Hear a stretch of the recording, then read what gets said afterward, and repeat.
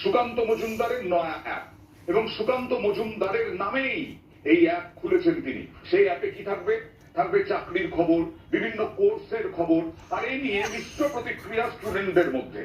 আর রাজনীতির হাওয়া গরম।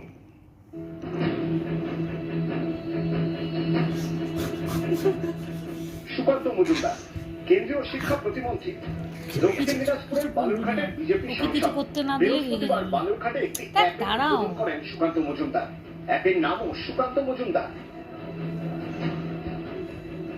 একটা অ্যাপে দেশের নানা প্রান্তের ইনস্টিটিউটের সন্ধান এবং চাকরির খোঁজ। খাবারটা দাও না, ওকে তাহলে খেয়ে নেবে না। কোন ক্ষেত্রে কত চাকরি আমি ওকে খাওয়াবো এই অ্যাপের মাধ্যমে জানা যাবে বলে দাবি।